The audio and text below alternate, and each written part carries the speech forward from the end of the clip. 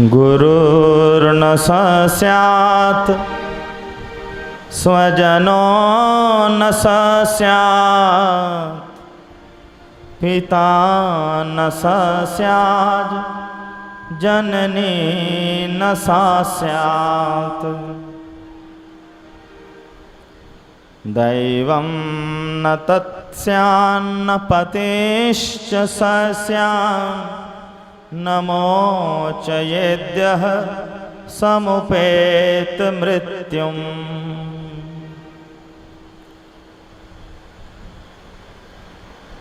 नमोचयेद्यः समुपेत मृत्युम्।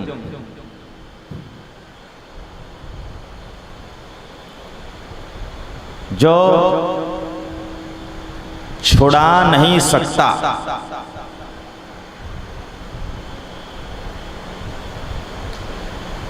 बारंबार के जन्म मरण के चक्र से,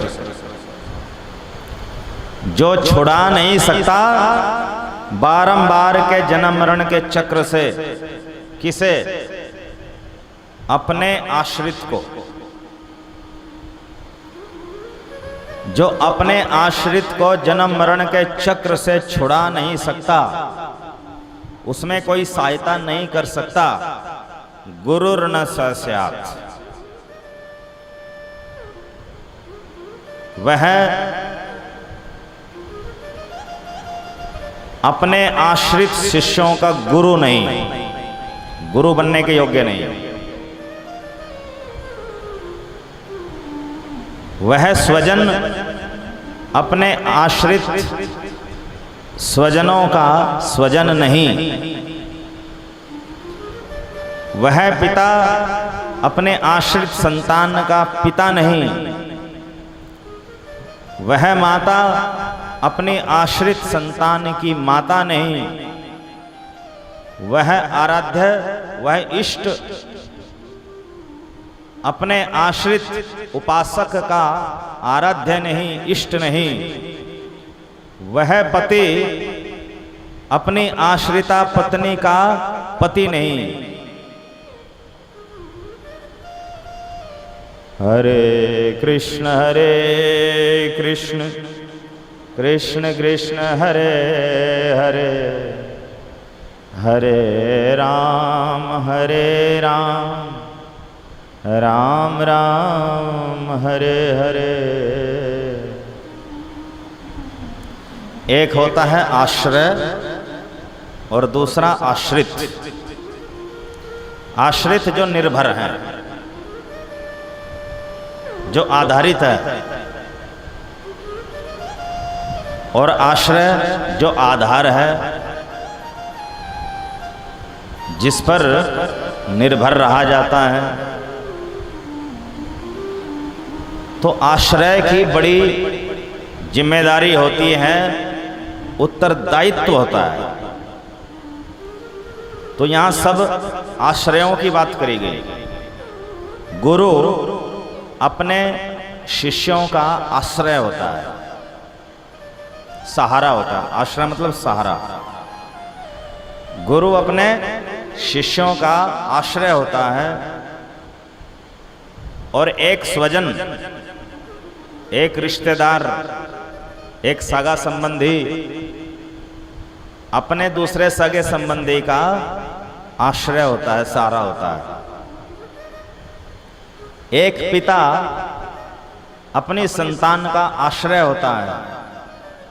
एक माता अपने संतान की आश्रय होती है। एक इष्ट देव या आराध्य देव अपने पुजारी या अपने उपासक या अपने आराधक या अपने भक्त का आश्रय होता है। एक पति अपनी पत्नी के लिए आश्रय होता है, सहारा होता है। तो इन समस्त आश्रयों की बहुत बड़ी जिम्मेदारी होती है, बहुत बड़ा उत्तरदायित्व होता है। यदि वह उस उत्तरदायित्व का निर्वहन नहीं कर पाते तो वे आश्रय बनने लायक नहीं हैं। ठीक है, प्रारब्धवश ये सब प्राप्त होते हैं, किंतु वस्तुतः अगर वे अपने आश्रितों को जन्म मरण के चक्र से मुक्त करने में सहायक नहीं बनते, जन्म मरण के चक्र से बाहर निकालने में सक्षम नहीं होते, तो वे अयोग्य आश्रय हैं, अयोग्य सहारे हैं। हरे कृष्ण कृष्ण कृष्ण हरे हरे, हरे राम राम राम हरे हरे।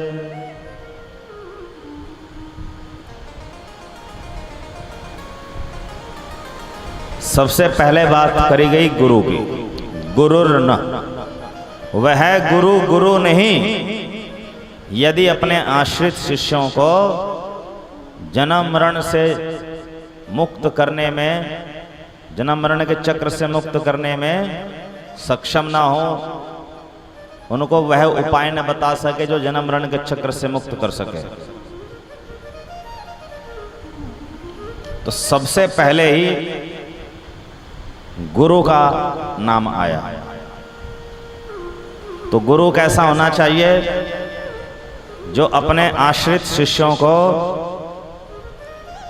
भवसागर से, नमोच्छेद्य समुपेतम मृत्युम, इस जन्म मरण के भवसागर से मुक्त करने में समर्थ हो।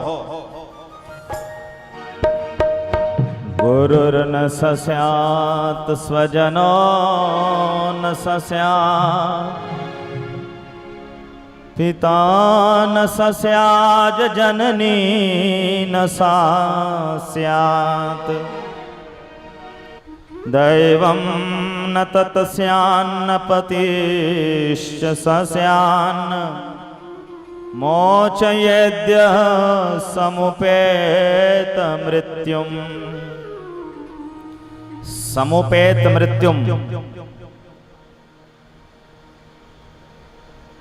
जो मृत्यु बिन बुलाए बार बार आ जाती है हर जीवन में, अर्थात जन्म मृत्यु का चक्र, जो जन्म मृत्यु के चक्र का मोचन कर दे, जो शिष्य को जन्म मरण के चक्र से मुक्त करने का उपाय बता दे, वही गुरु है। और जो ऐसा ना कर सके वह गुरु गुरु बनने के योग्य नहीं है, वह गुरु गुरु नहीं।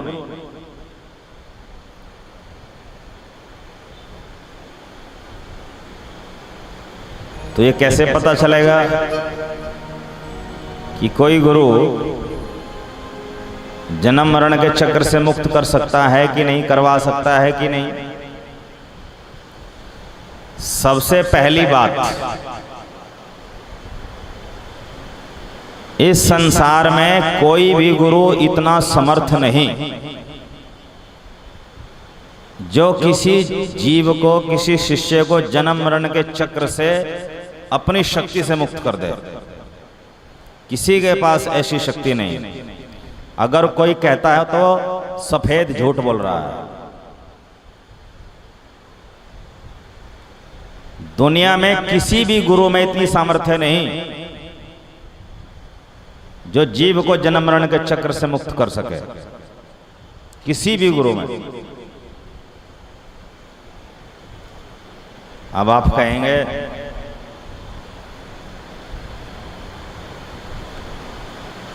ये तो बड़ी विचित्र बात कह दी आपने। हम तो यही सुनते आए हैं कि गुरुर् ब्रह्मा गुरुर् विष्णु गुरुर्देव महेश्वर, गुरुर साक्षात परम ब्रह्म तस्मै श्री गुरुवे नमः, कि गुरु ही ब्रह्मा है, गुरु ही विष्णु है, गुरु ही महेश्वर शिव है, गुरु ही साक्षात परम ब्रह्म श्री कृष्ण है, इसलिए हम गुरु को प्रणाम करते हैं। तो जब गुरु ब्रह्मा विष्णु महेश है, साक्षात परम ब्रह्म परमात्मा है, तो जन्म मरण के चक्र से मुक्त क्यों नहीं कर सकता?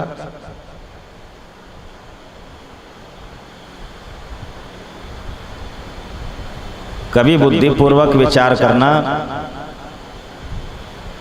कि संसार में हजारों नहीं लाखों गुरु हैं, तो क्या लाखों ब्रह्मा विष्णु महेश हो जाएंगे?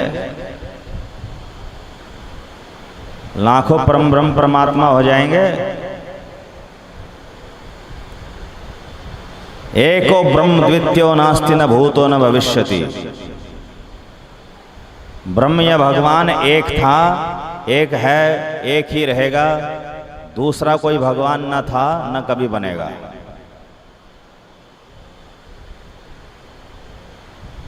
तो फिर गुरु के लिए क्यों कहा गया?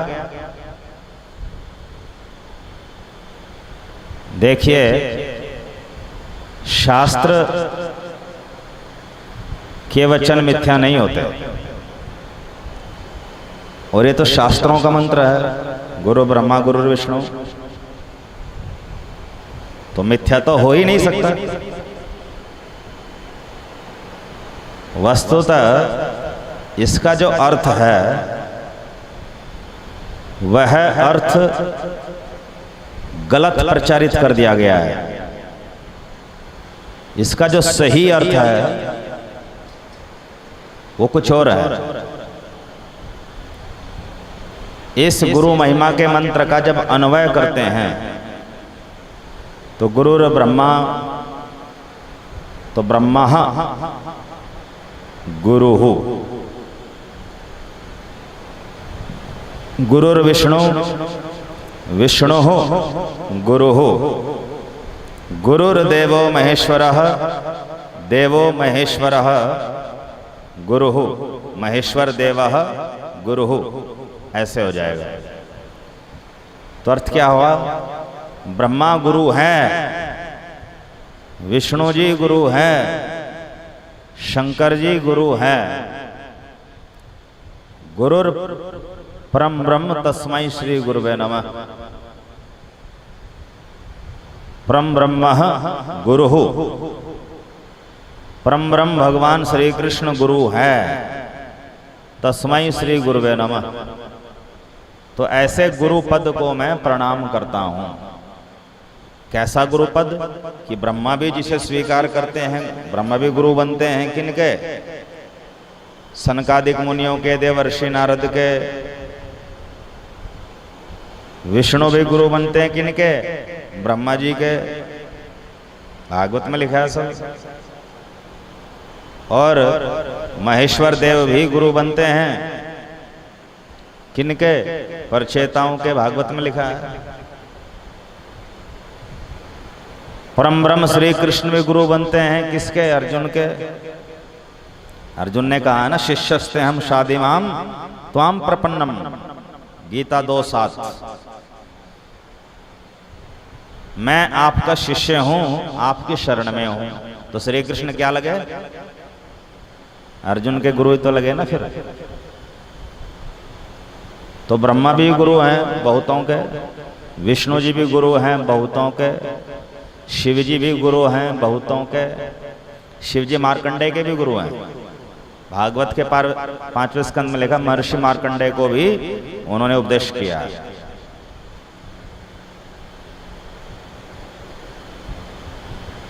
तो श्री कृष्ण भी गुरु हैं। किसके? अर्जुन के, उद्धव जी के, कुरुक्षेत्र के मुनियों के। भागवत में जगह जगह उपदेश किया है। तो ये इसका सही भावार्थ है और इसमें कुछ भी गलती नहीं। किंतु जब इसे उलट दिया जाता है कि गुरु ही ब्रह्मा है, गुरु ही विष्णु है, गुरु ही शिव है, गुरु ही साक्षात परम ब्रह्म है, तो ये गलत हो जाता है।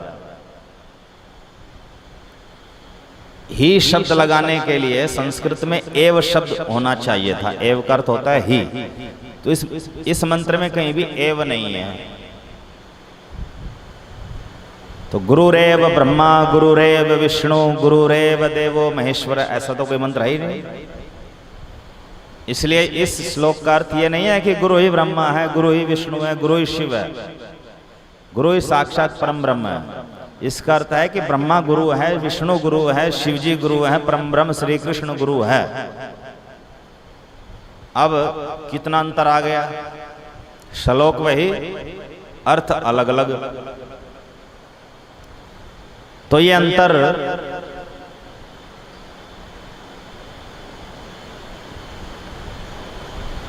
जिसे ज्ञात है वो कभी भी गुरु को भगवान नहीं मान सकता।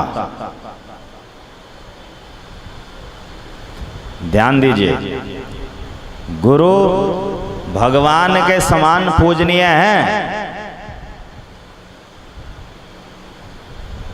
और यहां तक कि श्री कृष्ण ने तो यहां तक बोल दिया 11वें स्कंद में, मद भक्ता पूज्यभ्यश्चाधिकः, मेरे भक्त गुरु की पूजा मुझसे भी अधिक करो। तो यद्यपि गुरु भगवान के समान और यहां तक कि भगवान से भी अधिक पूजनीय है, सम्माननीय है, किंतु गुरु भगवान नहीं है। तो जब गुरु भगवान नहीं है तो फिर वो भगवान के समान पूजनीय किस आधार पर हो गया? तो गुरु भगवान के समान पूजनीय इस आधार पर हुए क्योंकि गुरु भगवान का भक्त होता है। जो भगवान का भक्त नहीं वह गुरु ही नहीं। गुरु बनने की सबसे बड़ी योग्यता ही भक्त होना है, उत्तम भक्त होना है।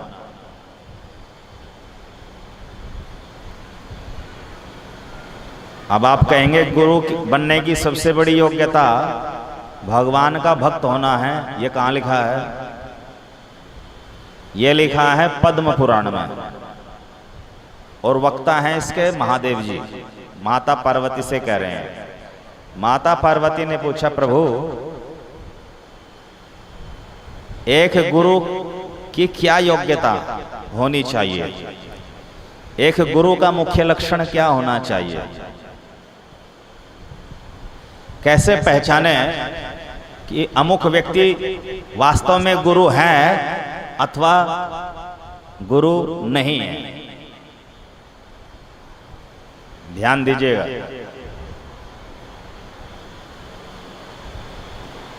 तो शिवजी ने कहा, बहवः गुरवः सन्ति कलौ युगे, कलयुग में बहुत गुरु बन जाएंगे, बहुत सारे गुरु बन जाएंगे। गुरु का मतलब यहां पर सदगुरु से है, आध्यात्मिक गुरु से है।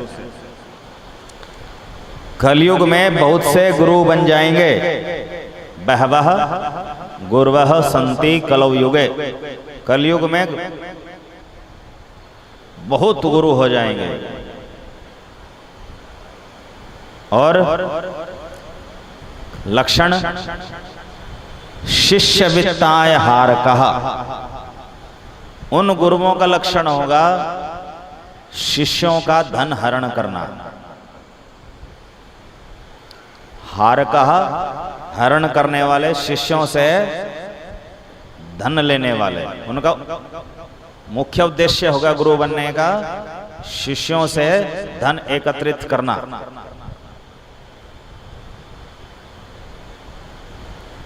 सुदुर्लभम सदगुरु देवी, हे देवी पार्वती, जो सदगुरु होगा वह दुर्लभ नहीं सुदुर्लभ होगा,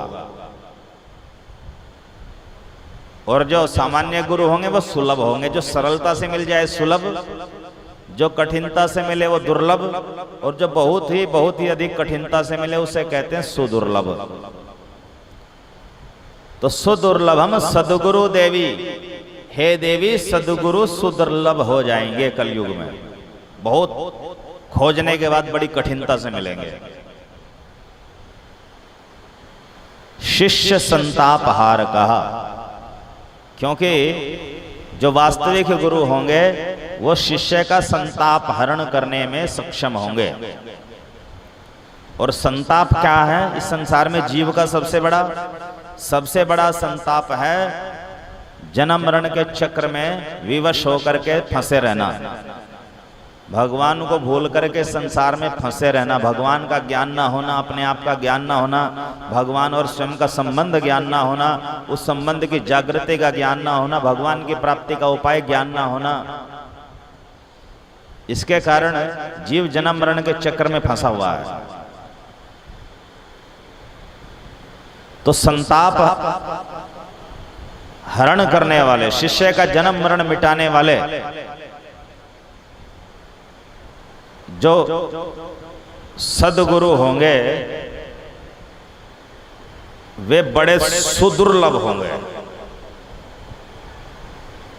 अब यहां गुरु से पहले सद शब्द का प्रयोग हुआ। इसका अर्थ है कि गुरु दो प्रकार के होते हैं, एक असदगुरु और दूसरे सदगुरु। असदगुरु और सदगुरु। असद गुरु जो आत्मा का कल्याण करना नहीं जानते, जो आत्मा का कल्याण करना नहीं जानते किसी भी प्रकार से, जिनको आत्मा का परमात्मा का ज्ञान है ही नहीं किंतु गुरु है, उसे कहते हैं असत गुरु या असद गुरु। उदाहरण के लिए इस संसार में बहुत सारे ऐसे गुरु हैं जो आत्मा परमात्मा से रहित सांसारिक समाज का ज्ञान देते हैं। तो सबसे पहले तो माता पिता ही है। माता पिता ही तो बोलना सिखाते हैं बच्चे को, वही खाना पीना सब कुछ सिखाते हैं। तो पिता से भी पहले माता गुरु है, तो सबसे पहले गुरु माता है।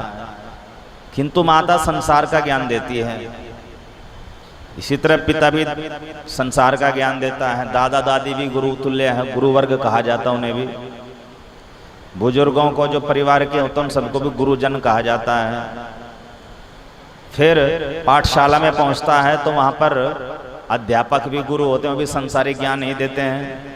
फिर थोड़ा और बड़े होते हैं तो महाविद्यालय विद्यालय इत्यादि में जाकर के जो आचार्य हैं, शास्त्री लोग हैं, वो भी सांसारिक ज्ञान ही देते हैं, सांसारिक विद्या ही देते हैं। तो भौतिक विद्या देने वाले जो गुरु हैं, भौतिक ज्ञान कराने वाले, सांसारिक ज्ञान कराने वाले जो गुरु हैं, वो असद गुरु हैं। और जो कुल पुरोहित होते हैं, कुल परंपरा से चले आ रहे जो पुरोहित वर्ग हैं, जो समय समय पर परिवार के विभिन्न प्रकार के संस्कार करवाते हैं, विभिन्न प्रकार के कर्मकांड करवाते हैं, ज्योतिषीय उपाय बताते हैं, तो उस पुरोहित वर्ग को भी असद गुरु कहा गया है, क्योंकि वो भी आत्मा परमात्मा का अध्यात्म ज्ञान नहीं देते।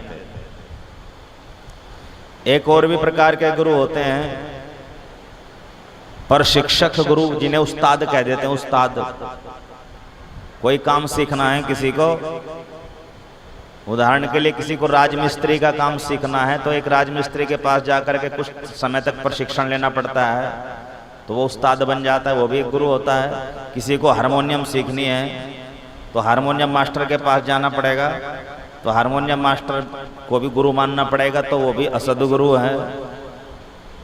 कोई और संगीत विद्या इत्यादि सीखनी है तो वहां भी गुरु उस्ताद मानना पड़ता है, तो वो भी असद गुरु है, क्योंकि वो आत्मा परमात्मा ज्ञान तो है नहीं। किसी भी प्रकार का काम सीखने के लिए जब एक व्यक्ति किसी दूसरे व्यक्ति की शरण में जाता है कि मुझे काम सिखा दो, तो काम सिखाने वाला भी गुरु है, तो वो असद गुरु है। हरे कृष्ण कृष्ण कृष्ण हरे हरे, हरे राम राम राम हरे हरे। दूसरे होते हैं सद्गुरु, सत्य की शिक्षा देने वाले गुरु।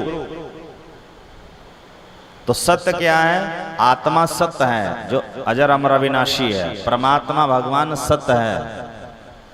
तो आत्मा परमात्मा का जो आध्यात्मिक ज्ञान देने वाले हैं उन्हें कहते हैं सद्गुरु। अब ये सद्गुरु भी तीन प्रकार के होते हैं जी। ज्ञान मार्गीय सद्गुरु, ध्यान मार्गीय सद्गुरु, भक्ति मार्गीय सद्गुरु।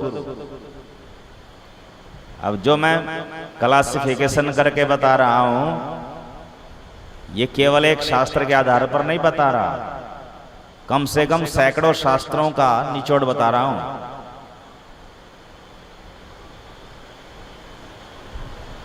तो जो सद्गुरु है वो तीन प्रकार के हैं, ज्ञान मार्गीय, ध्यान मार्गीय और भक्ति मार्गीय।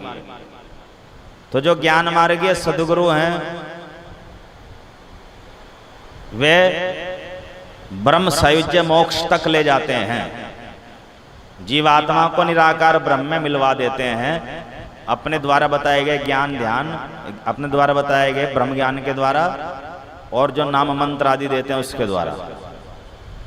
तो जीव जन्म मरण के चक्र से तो मुक्त हो जाता है, किंतु उसे दिव्य शरीर प्राप्त नहीं होता, जिसके कारण वह भगवान की सेवा नहीं कर पाता, परमानंद प्राप्त नहीं कर पाता। तो ब्रह्म सायुज्य मुक्ति प्राप्त करने वाले को जन्म मरण से छुटकारा तो मिल जाता है, किंतु आनंद से वंचित रह जाता है। दूसरा ध्यान मार्गीय गुरु, जो योग साधना के द्वारा ईश्वर सायुज्य मोक्ष तक ले जाता है।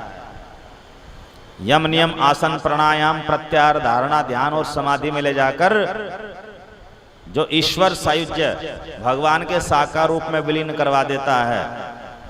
तो जन्म मरण से छुटकारा तो हो गया, किंतु आनंद से वंचित रहता है इस मुक्ति में भी।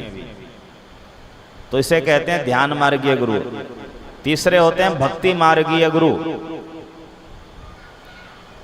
अब भक्ति मार्गीय गुरु जो है वो श्रवण कीर्तन स्मरण इत्यादि जो नवदा भक्ति है, उस भक्ति के द्वारा जीव को दिव्य शरीर प्राप्ति करवाते हैं। भगवान की भक्ति के द्वारा भगवान के धाम में प्रवेश करवाते हैं। तो भगवान के धाम में जब प्रवेश होता है तो उसे एक दिव्य शरीर पार्षद शरीर मिलता है, जो अजर अमर अजन्मा अविनाशी होता है। उसके द्वारा वह सदा सर्वदा भगवान का दर्शन करता है, सेवा करता है। तो जन्म मरण से छुटकारे के साथ साथ उसे आनंद भी मिलता है, क्योंकि भगवान के रूप में ही आनंद है।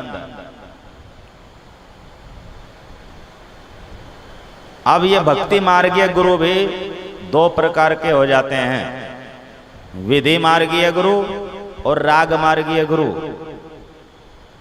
जो केवल वैधि भक्ति की शिक्षा दीक्षा देते हैं। जो केवल वैधि भक्ति की शिक्षा या दीक्षा देते हैं वे होते हैं विधि मार्गीय गुरु। तो वैधि भक्ति में क्या रहता है? वैधि भक्ति में भगवान का नाम मंत्र आदि का जप तो रहता है, एकादशी का व्रत आदि तो रहता है, किंतु भगवान के परिकरों का अनुगत्य नहीं रहता। दूसरे होते हैं राग मार्गीय गुरु, जो रागानुगा मार्ग की शिक्षा दीक्षा देते हैं, राग मार्गीय गुरु। तो राग मार्गीय गुरु में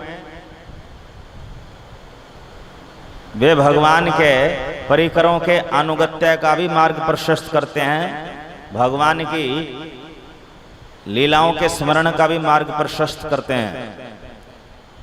तो विधि मार्गीय गुरु ले जाते हैं वैकुंठ धाम तक, साकेत धाम तक, और राग मार्गीय गुरु ले जाते हैं गोलोक धाम तक, द्वारका धाम तक, मथुरा धाम तक। अब ये राग मार्गीय गुरु भी दो प्रकार के हो जाते हैं। एक जो केवल शिक्षा देते हैं, दीक्षा नहीं देते, उपदेश देते हैं, कोई दीक्षा आदि के बंधन में नहीं बांधते। तो जो भागवत के दशम स्कंद की शिक्षा के द्वारा, उसकी व्याख्या के द्वारा राग मार्ग में प्रवेश कराते हैं। और दूसरे जो राग मार्ग की दीक्षा देते हैं, गोपाल मंत्र के द्वारा दीक्षा देते हैं और फिर बाद में थोड़ी बहुत शिक्षा भी दे देते हैं। हरे कृष्ण कृष्ण कृष्ण हरे हरे, हरे राम राम राम हरे हरे। तो कहने का तात्पर्य ये हुआ कि ये सब सद्गुरु हैं। अब शिवजी ने कहा सुदुर्लभम सद्गुरु देवी, हे देवी कलयुग में सद्गुरु की प्राप्ति सुदुर्लभ हो जाएगी।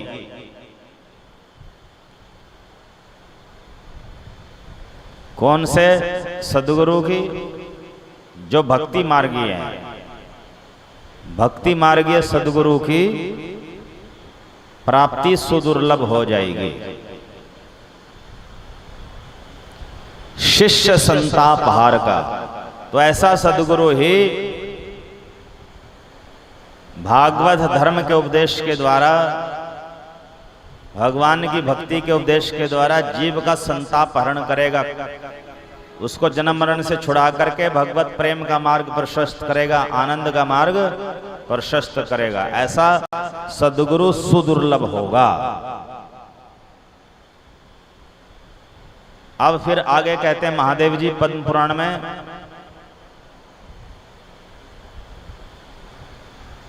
षट कर्म निपुणो विप्रो मंत्र तंत्र विशारदः अवैष्णवः गुरुर्न स्यात् वैष्णवः स्वपचो गुरुः।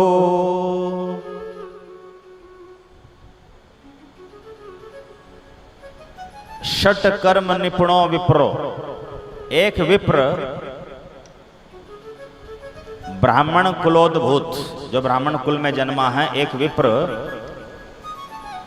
षट कर्मों में निपुण है। ब्राह्मण के 6 कर्म बताए शास्त्रों ने, पठन वेद शास्त्र पढ़ना, पाठन दूसरों को पढ़ाना, यजन यज्ञ पूजा आदि स्वयं करना, याजन दूसरों से करवाना, दान दान से जीविका चलाना, प्रतिग्रह और आवश्यकता से अधिक दान को भगवान के काम में लगा देना।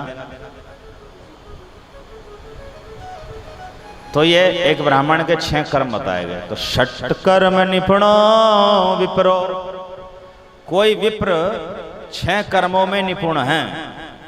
मंत्र तंत्र विशारदा, और वो समस्त वेद मंत्रों का विशारद पंडित है, और पूजा पाठ कर्म कांड का भी विशारद पंडित है। इतना होने पर भी अवैष्णवः गुरुर्न स्यात्, अगर इतना होने पर भी वह वैष्णव नहीं है, हरि का भक्त नहीं है, भक्ति मार्ग से नहीं है, हरि का भक्त नहीं है। भक्त भी कैसा? शुद्ध भक्त, अनन्य निष्काम अप्रतिहत भक्त। ऐसा भक्त जो केवल हरि की भक्ति करता हो, सम्मान सबका, भक्ति केवल हरि की। ऐसा भक्त जो निष्काम करता हो, कुछ नहीं चाहता भगवान से भी। ऐसा भक्त जो अप्रतिहत हो, सदा सर्वदा भक्ति में लगा रहता हो, कैसी भी प्रतिकूल परिस्थिति हो किंतु भगवान की भक्ति से पीछे नहीं हटता। तो 3 कंडीशन जो फॉलो करे वो शुद्ध भक्त, वो शुद्ध भक्ति। अवैष्णव गुरुर्न स्यात्, इतना होने पर भी अगर कोई वैष्णव नहीं है, अवैष्णव है, तो गुरु नहीं बन सकता, गुरु बनने का अधिकारी नहीं।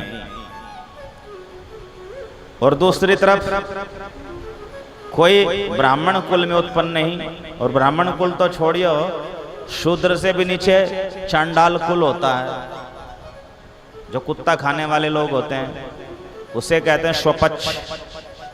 तो चांडाल कुल में जन्मा है, किंतु चांडाल कुल में जन्म लेने पर भी वह अपने गुरु और हरि की कृपा से क्या बन गया है? वैष्णव, वैष्णव हो गया है, उत्तम कोटि का वैष्णव हो गया है, शुद्ध भक्त हो गया है। वैष्णव स्वपच गुरु तो स्वपक्ष भी चांडाल कुल में उत्पन्न व्यक्ति भी यदि वैष्णव बन गया है तो वह गुरु बनने के योग्य है।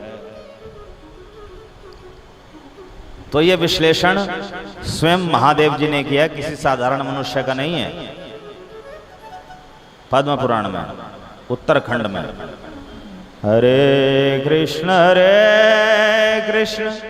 कृष्ण कृष्ण हरे हरे, हरे राम राम राम हरे हरे। तो निष्कर्ष निकला कि वैष्णव ही गुरु बनने के योग्य है। वैष्णव कई प्रकार के होते हैं, कनिष्ठ वैष्णव, मध्यम वैष्णव, उत्तम वैष्णव। तो उत्तम वैष्णव किसे कहते हैं? जो शुद्ध भक्ति करता है, जो अनन्य भक्ति करता है। नंबर 1, केवल हरि की भक्ति करता है। दूसरा, निष्काम वैष्णव है, निष्काम भक्ति करता है, कोई कामना नहीं रखता, मोक्ष तक की भी कामना नहीं रखता, सांसारिक सुख सुविधाएं भगवान से नहीं चाहता और सिद्धियां भी नहीं चाहता भगवान से, केवल भगवान का प्रेम चाहता है। तो उसे कहते हैं निष्काम भक्ति, निष्काम भाव। अप्रतिहत, जो प्रतिकूल से प्रतिकूल, बुरी से बुरी परिस्थिति में भी भगवान की भक्ति, भगवान की सेवा से पीछे नहीं हटता, तो उसे कहते हैं शुद्ध भक्त।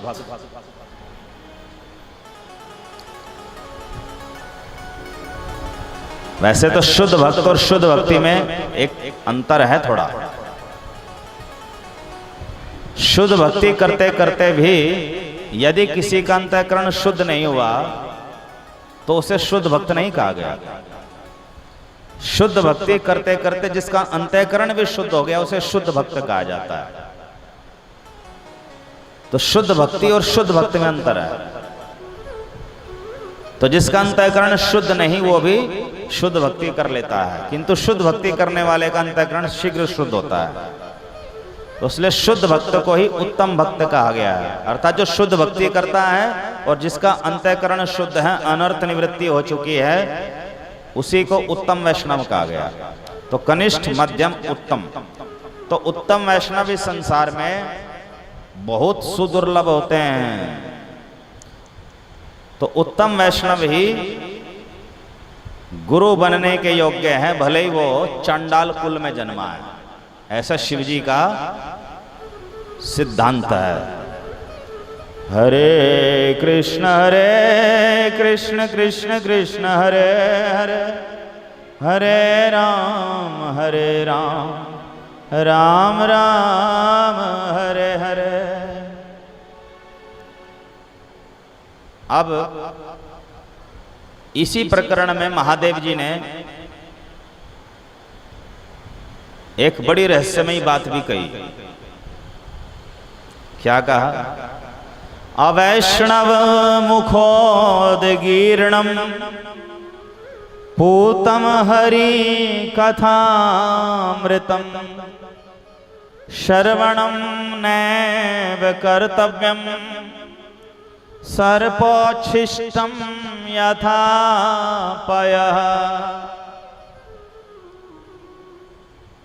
अवैष्णव मुखोदगीर्णम, अवैष्णव के मुख से निकलने वाली। अवैष्णव कौन? जो भगवान का भक्त नहीं, अनन्य भक्त नहीं, वो अवैष्णवी समझो।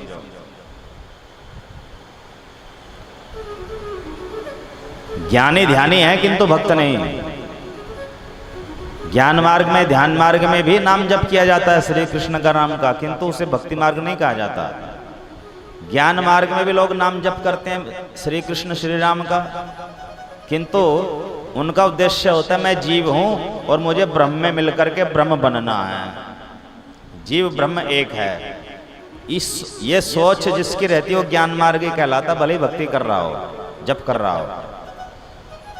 और जो ध्यान कर रहा है, योगासन प्राणायाम प्रत्याहार धारणा ध्यान समाधि, और विष्णु का ही, राम का ही ध्यान कर रहा है, कृष्ण का ही ध्यान कर रहा है, किंतु ये सोच करके कर रहा है कि मुझे इन भगवान में मिल जाना है, एकमेक हो जाना है। तो ध्यान मार्ग में भले भगवान के रूप का ध्यान हो रहा हो, किंतु वो भक्ति नहीं है, वो ध्यान मार्ग है। तो जब भगवान का नाम जप, नाम कीर्तन, रूप ध्यान आदि हो, किंतु ये सोच करके कि ये भगवान मेरे सेव्य हैं, मुझे इनकी सेवा करनी है, मैं इनका सेवक हूँ, इनकी सेवा की प्राप्ति के लिए मुझे इनके लोक में जाना है, तो फिर उसका नाम भक्ति मार्ग है। हरे कृष्ण कृष्ण कृष्ण कृष्ण हरे हरे, हरे राम राम राम हरे हरे। तो भक्ति मार्ग का जो साधक है, भक्त हैं, उसे ही वैष्णव कहा गया। आजकल तो भोजनालयों पर भी वैष्णव भोजनालय लिख दिया जाता है, तो लोग सोचते हैं भाई ये वैष्णवों का भोजनालय है। अरे ये तो अपभ्रंश कर दिया। वैष्णव का अर्थ लोग समझते हैं जो शाकाहारी हो। आजकल वैष्णव शब्द शाकाहार के पर्याय में प्रयोग होता है। कहीं अगर शाकाहारी भोजन मिलता है तो उसको लोग कहने लगते हैं वैष्णव भोजनालय। तो शाकाहारी होने को वैष्णव नहीं कहा गया शास्त्रों में।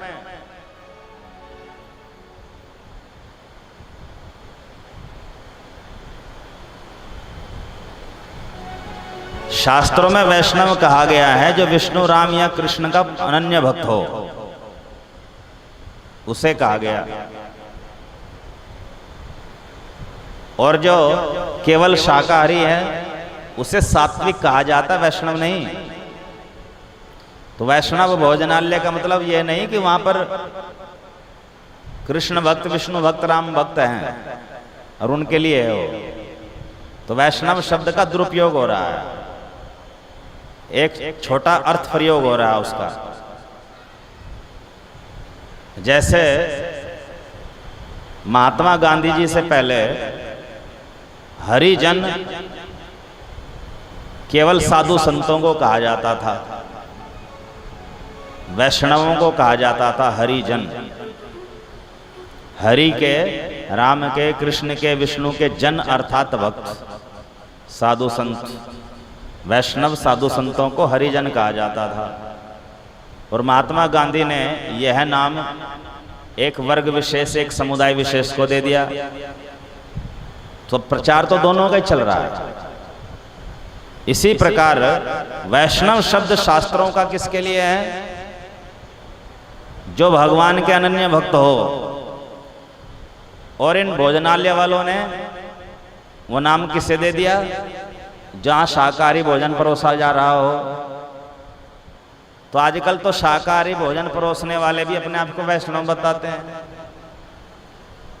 तो वैष्णव नहीं है। वैष्णव एक बहुत बड़ी स्थिति का नाम है।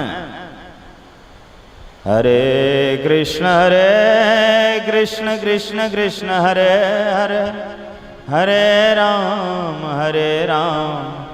राम राम हरे हरे।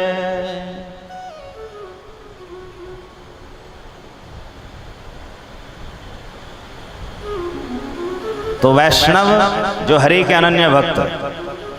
तो शिव जी ने कहा अवैष्णव मुखोदगीर्णम पूतम हरि कथामृतम। हरि की कथा अमृतमय होती है, पवित्र होती है। अवैष्णव मुखोदगीर्णम, अगर वह हरि की पवित्र कथा अवैष्णव सुना रहा है, कोई अवैष्णव सुना रहा है जो कृष्ण का, राम का, विष्णु का भक्त नहीं, अनन्य भक्त ने वह सुना रहा है, श्रवणम नैव कर्तव्यम, तो उसे सुनना नहीं चाहिए। उसको सुनना कर्तव्य नहीं है।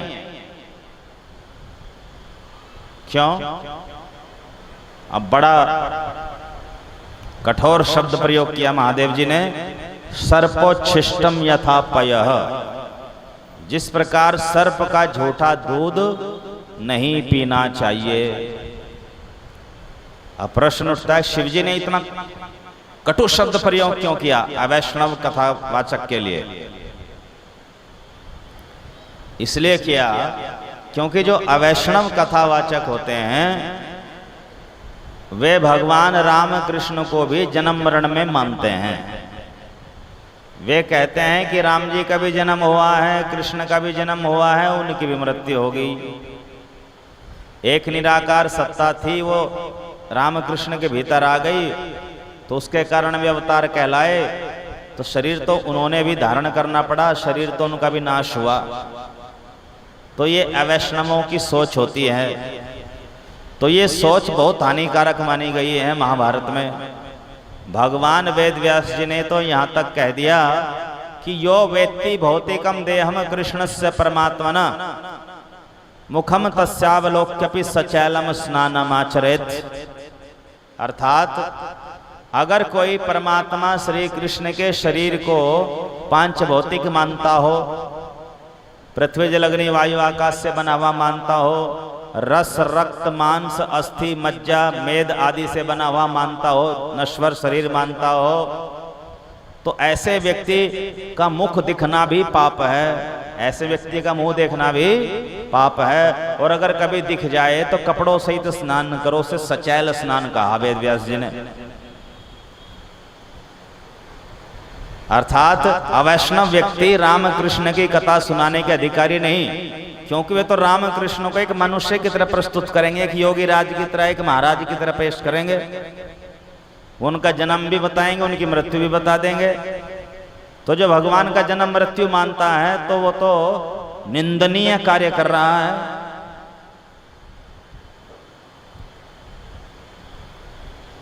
तो इसलिए अवैष्णव से पवित्र हरि कथा भी नहीं सुननी चाहिए।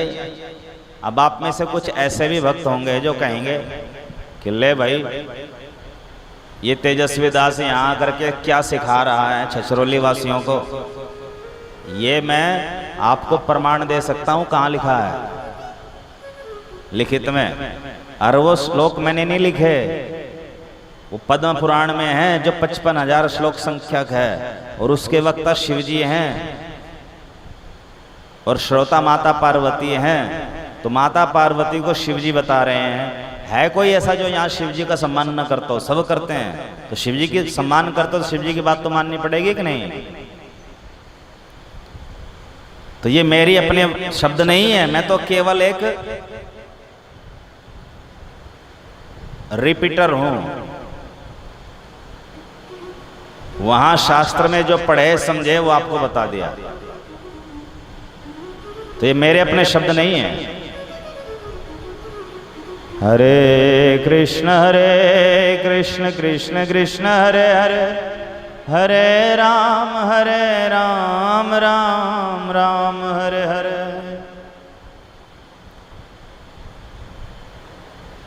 तो इसलिए शिव जी ने कहा सर्पोच्छिष्टम यथा पयः, सर्प का झूठा दूध जैसे नहीं पीना चाहिए, वैसे ही अवैष्णव के द्वारा सुनाई गई पवित्र कथा भी नहीं सुननी चाहिए।